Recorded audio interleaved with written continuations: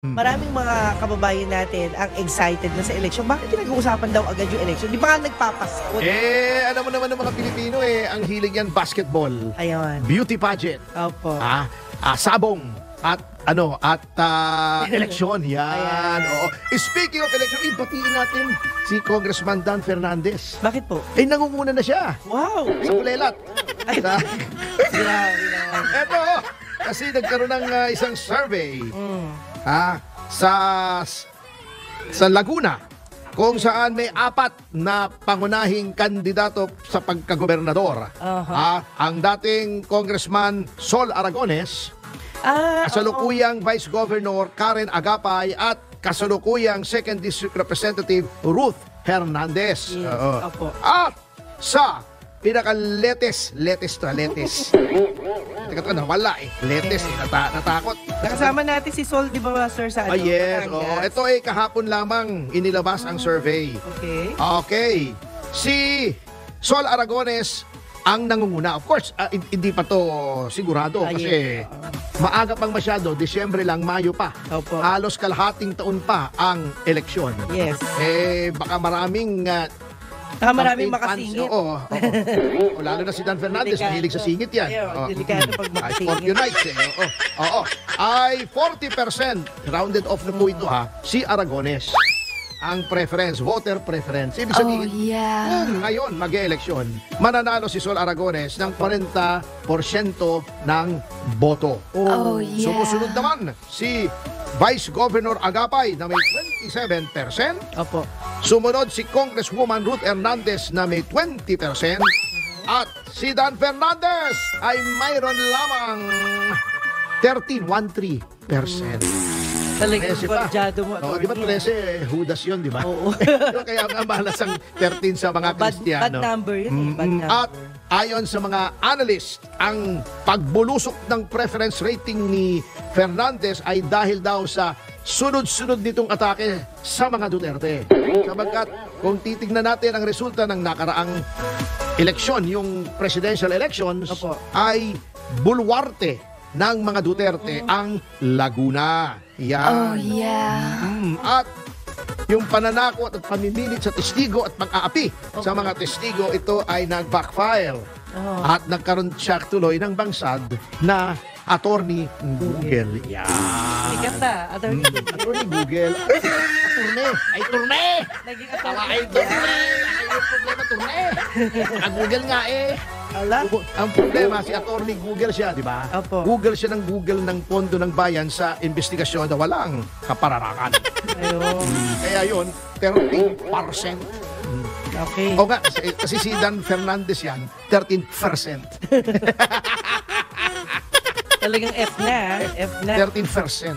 Si Dan Fernandez. Yan. Anyway, nako, speaking of budget, election, alam mo, dapat batiin natin Sino po? si Senator Amy Marcos. Yes. Kanina na-interview ni Sir Dennis. O nga very interesting kung saan kanyang pinapakisuyuan. Kasi hindi naman pwedeng utusan, siyempre. Opo. Dahil Pakisuyo. presidente. Although, ate siya, di ba? Opo, ate. Mas may edad si Manang Amy, ano? Yes po, opo. Kay Manong Bonget. Bongget. Bonget ba? Bonget. Hindi man lang, Bonget ba? Bonget. Parang puwet Huwag na, Bonget. Sapagkat napakasama daw ng mga probisyon. Yan ang tinalakay na po natin, di ba? Yes, opo. Katulad nung pagtanggal ng prioridad sa edukasyon na ito ay lihis sa nakasaad sa Article 14 ng ating Constitution Okay po. na ito ay dapat ang pinakamataas na budgetary priority, edukasyon. Kasi aanhin mo ang malakas na puwersa ng militar. Aanhin mo ang maraming highway, flood control, lalo na kasi walang silbi naman yung flood control. Opo. O aanhin mo ang maraming isda kung mangmang naman ang iyong mga kababayan. At yan po ay malaki ng epekto sapagkat di ba nagtetest kahiya-hiya pong Pilipino, tayong pinakamahina sa math, sa comprehension, yung pag-unawa. Yes. At ang problema, yung mga mahihina sa comprehension ay ang iba po ay naroon sa Quadcom.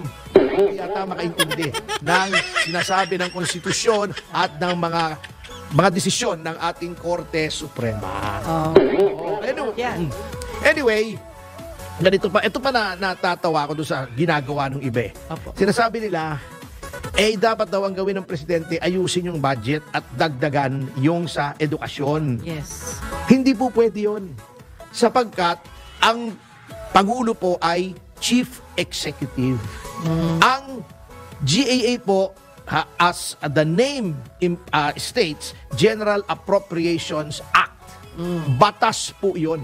Ang gumagawa po noon ay ang mga mambabatas, ang lehislatura. Ang tanging check and balance lamang ng presidente pagdating sa legislation ay, number one, kung ito ay ordinaryong legislation, hindi GAA, pwede niyang i-veto. Ibig sabihin niya, hindi ko gusto itong pinasan yung batas. Hindi ko pipirmahan ito. Vetoed. In which case, maglalagay siya ng veto na parang liham, cover. Yes. Ibabalik ngayon sa lehislatura. Oy, hindi ko nagustuhan tong batas na ginawa nyo, binivito ko dahil, ilagay mo yung mga dahilan kung bakit ito ay vinito mo. Bakit? Baka naman pwede mag-convene yung lehislatura at magpasa ng panibagong batas na tatanggalin yung mga objectionable portions na ayaw ng Pangulo. In which case, pwede mong ibalik ito sa Pangulo. Sabihin mo, Mr. President, yung mga objectionable portions po, yung mga bahagi na ayaw ninyo, wish ninyo betchikola. Ay, tinanggal na po namin. Yes. Baka pwede na po ito, pirmahan nyo na. Yan. Yun, number one, course of action. Number two, sasabihin ng lehislatura kung hindi hawak ng Pangulo, hawak ng ibang tao. Walang majority ang Pangulo sa lehislatura. Hindi pwede. Magboboto kami, 2/3, qualified majority. 2/3, hindi lang simple majority, kasi simple majority, 50 plus 1. So, halimbawa, 200 sila, o 101, okay na yon. Hindi po, 2/3. Ano ba 2/3 ng, 6, ng 200? 170 something yun, yung kasi ang 60% ng 160 o 120. Ata, tama ba ako? Mahina ako sa math, kaya nga nagloko, pakitingnan basta more than 101, 120 ata, 2/3 2/3. So, i-compute natin mentally, magaling ako dyan, wag na. Masira ulo ko. Mga 170. Kasi mas malaki. Teka madali yan Gawin natin yan. Kaya natin yan. Lagay muna natin sa kalkulador. Ayan. Calculator. Ayan. Kung halimbawa 200 lang bakit wala? Calendar ang lumabas Ano ba to? Calendar. Ayan. Calculator.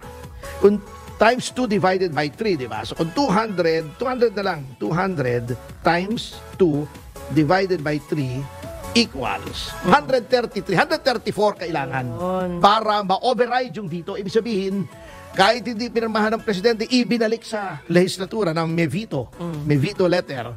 Sabihin namin, hindi kami sang-ayon sa mga objections mo. Para sa amin, ayos na ayos yung bill na yan. Magbotohan tayo. Pag naka 100, basta naka 2/3 silang majority, overridden yung veto, magiging batas yun. Pero, hindi pa nangyayari ito. Kasi nga, ang problema dito sa Pilipinas, yung presidente laging supermajority. Wala ritong party principles, yun ang malungkot dito, except for a few. Tulad ng PDP laban ni Pangulong Duterte, may plataforma yan. Kaso mo yung iba, sumasali lang para ma-elect, pagkatapos inaabandona na. Yan ang sad state ng party politics sa atin Walang prinsipyo involved. Samantalahan lang, katulad ng ginawa ni Tolentino. O bago aalis, di ba?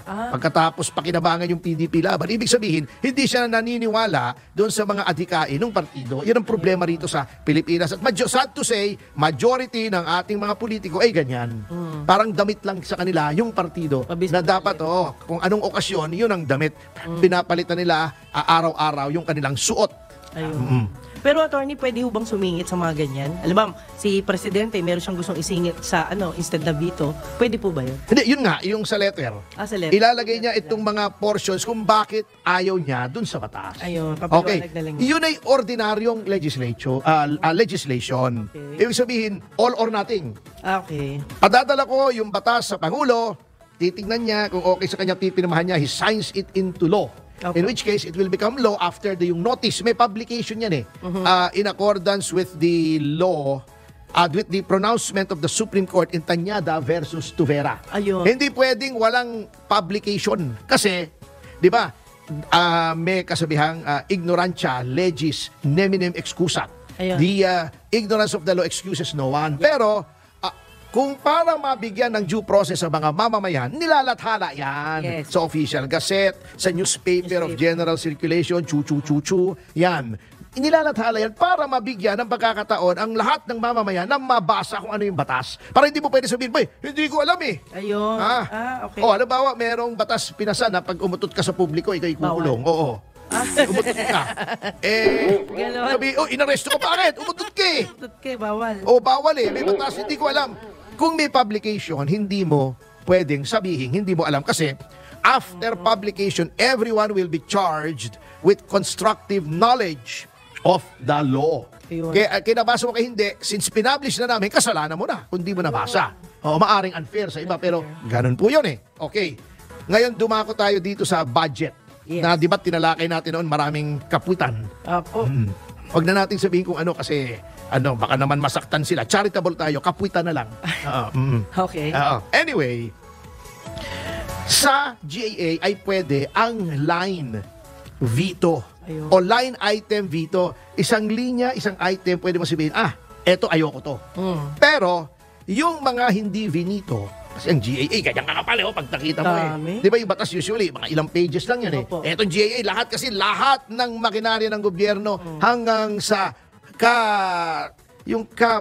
liit-liitan, kaduluduluhan, kaliit-liitan na mga gastos, pambili ng sabon, pambili ng walis, Naka-state. pambili ng timba, ng map, nandoon.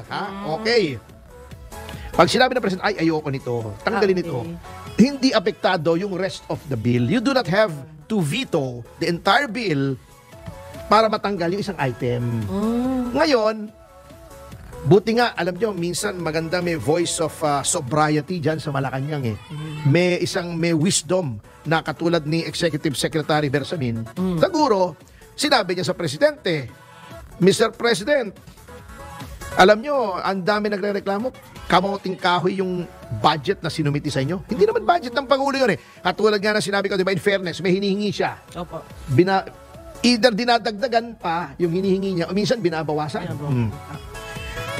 Kamoting kahoy, huwag nyo munang pirmahan, tignan nyo muna. Ngayon, ano-ano ang mga pwedeng gawin ng Pangulo? Di ba? Mas malaki ang budget ng DPWH kasi siningitan ng dilihensyang flood control projects Puro flood control, wala naman, giba naman at the slightest flooding. Yeah. Grabe. At yung flood control na yon na 200 something, almost 300 billion, billion to hindi milyon ang pinag-uusapan dito, billion na. Ang naging resulta noon ay mas malaki ang budget ng DPWH kesa sa education, which is unconstitutional. Patently unconstitutional po yan. Okay. Anong mangyayari? Kung tatanggalin niya yung flood control, ang mangyayari na, makukure na. Ito ipinyon ko lang naman makukure na yung depekto na mas malaki ang budget. Budget daw, French. Budget. Ng DPWH kesa sa edukasyon, mas lalaki na yung sa edukasyon. Pero, bagamat pwedeng magtanggal ang Pangulo, hindi niya pwedeng sabihin, yung 300 billion, lagay natin sa iba. Hindi po niya pwedeng gawin yun. Hindi pwedeng transfer. Oo. Ang pwede lang niya gawin ay i-veto. Okay. Kung gustong transfer, either mag-agawa ng supplemental budget doon or sa savings yung may mga savings yan Okay. Yung hindi nagastos, pwedeng ang tawag doon ay realignment. I-realign. Ilalagay doon. Katulad niya, Di ba? Katulad yan, ang iyayabang natin, di ba? Nagsalita ang Pangulo, we will not give up 1 inch of our sovereignty. Pero yung modernisasyon, yung para makabili tayo ng mga modernong mga armas para sa AFP, from 50 billion, ginawan 35 billion. Binawasan na naman. Parang sinabi niya, sige, hindi namin i-give up kahit anong teritoryo at pag sumugod kayo sa amin, ha? Kayong mga Chinese kayo, pag sumugod kayo sa Pilipinas, lagot kayo. Titirahin namin kayo ng tirador, sibat, Ano ba yan? sumpak. Ano yung laruan? Kaya nga ang yabang natin, lalaban tayo. Bago yung budget sa modernization, bababaan mo, yun. Wala din. Hindi patuhin mo, pukulin mo ng tirador. Bili ka ng maraming yung pebbles, yung katulad ng ginagawa sa garden, Opo. yung bilog, yung puti, di tiradurin mo. Kawawa yung naman mga- tayo. Tatawanan tayo na Di ba? Ayan, marami sa tondo niyan. Kunin mo yung mga taga-tondo, pagpapanain nyo yung mga sundalo ng Chinese pag nag-invade. Kabukan yun. Marami naman pwede, di ba? Opo. Yung, yung mga malanti na to, lagyan mo pa ng echas. Grabe. Para magtama sa mukha nila. Iyo. Hindi mangyari yan. Talagang kabit ng Panginoon. Oo, paluin natin ng bote ng beer sa ulo pagka nag-invade ng Pilipinas. Oo, di ba? Chinese eh. O, saka since wala tayong drone, lagyan na lang natin ng kwitis yung mga saranggola para pali natin sa kanila. Grabe naman yung suggestion mo. Oo nga, kaya itong mga congressman na to, alam nyo, ngayon, baka natatakot kayo. Paano kung hindi mapirmahan yung budget? January na, tapos na yung budget. Oo nga. Hindi, meron sa Article 14 yata, kung di ako nagkakamali, ng Constitution na kapag hindi na pirmahan yung bagong budget, yung dating budget ang gagamitin. So, okay. ano lang po kayo, relax lang po kayo. Pero, may gamot pa po yan. Kaya pag nakita nyo, sina Dan Fernandez, sina Abante, sina Paduano sa kalye, halimbawa sa mall, namamasko, wag nyong sasampalin, wag.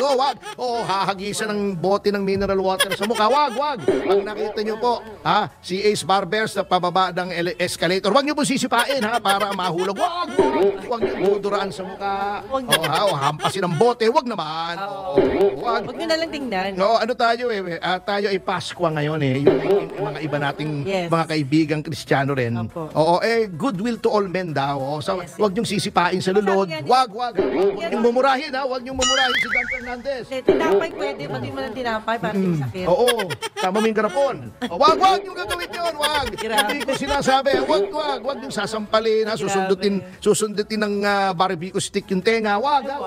Oo, wag niyong sundutin ng bamboo stick yung butas ng puwet. Wag niyong gagawin yun. Wag naman. Oo, wag naman yung gagawin, Let's be a loving person. Yan. Oo, wag niyong kukunin yung sinturon niyo, hahagupitin niyo ng sinturon yung mukha. Wag niyong gagawin yun. Wag.